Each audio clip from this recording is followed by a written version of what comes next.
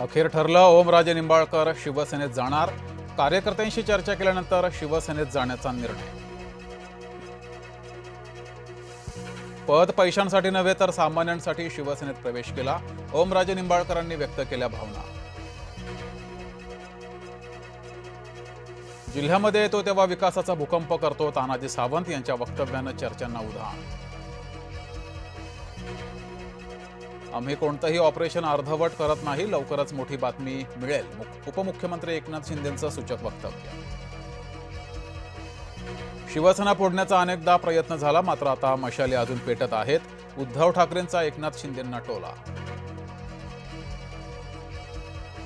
विरोधकांनी संवाद साधला तर संवाद साधू, राजकारण केलं तर राजकारण करू. मुख्यमंत्री फडणवीसांनी विरोधकांना सुनावले खडेबोल. पावसाळी अधिवेशन 3 आठवडे चालणार. शेतकऱ्यांसह राज्याच्या हिताचे निर्णय घेणार. मुख्यमंत्री फडणवीसांची माहिती. कुठल्याही निवडणुका नसताना शेतकऱ्यांसाठी कर्जमाफी केली. शेतकऱ्यांवर अन्याय होत असेल तर नियम बदलणार. मुख्यमंत्री फडणवीस यांचं शेतकऱ्यांना आश्वासन.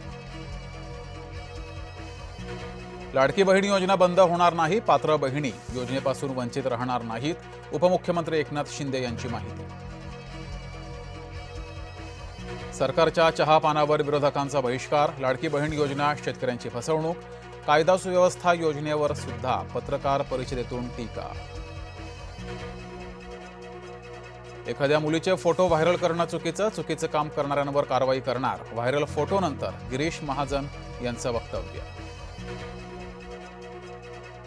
बेस्टच्या संपावर तोडगा निघण्याची शक्यता. शिंदे सरनाईकांसोबत बेस्ट कृती समितीची बैठक. एकाच व्यक्तीच्या 2 वेगवेगळ्या नावानं मृत्यूपत्र. जालन्याच्या भाटेपुरीत ग्रामसेवकाचा मनमानी कारभार. पीडित कुटुंबानं केले गंभीर आरोप. सांगोल्यातल्या राजुरी येथील लक्ष्मी मातेच्या मंदिरात चोरी. चांदीच्या मुखवट्यासह सोन्याचे डोळे आणि मंगळसूत्र लंपास. मंत्री नितेश राणे वाढदिवस साजरा करणार नाहीत. राज्यातील दुष्काळग्रस्तांच्या वेदनांची जाणीव ठेवत निर्णय. लोक कुत्र्यांना घेऊन फिरतात, आम्ही वाघाला घेऊन फिरतो. वाघासोबतच्या व्हिडिओ बाबत निलेश लंकेंची मिश्किल टिप्पणी. राज्यातील काही भागात पावसाची हजेरी. मुंबई ठाण्यासह पुण्यात पावसाच्या सरी. उकाड्यानं त्रस्त असलेले नागरिक सुखावले. मृग संपला तरी पावसाची हुलकावणी. हिंगोलीत पेरण्या खोळंबल्यानं शेतकरी चिंतेत.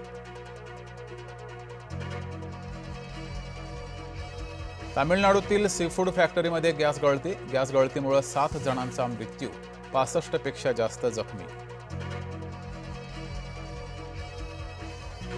श्री विठ्ठल रुक्मिणीचे दर्शन 23 आणि 24 जूनला बंद राहणार. मूर्ती जतन आणि संवर्धनाच्या कामासाठी निर्णय. संत गजानन महाराजांची पालखी पंढरपूरकडे रवाना. 700 किलोमीटरचा पायी प्रवास करत दिंडी आषाढी एकादशीला पोहोचणार. आणि इंग्लंड विरुद्धच्या वनडे मालिकेसाठी टीम इंडियाची घोषणा. विराट कोहली, जसप्रीत बुमराहचं वनडे संघात पुनरागमन. यशस्वी जयस्वाल, प्रिन्स यादवला संघातून वगळलं.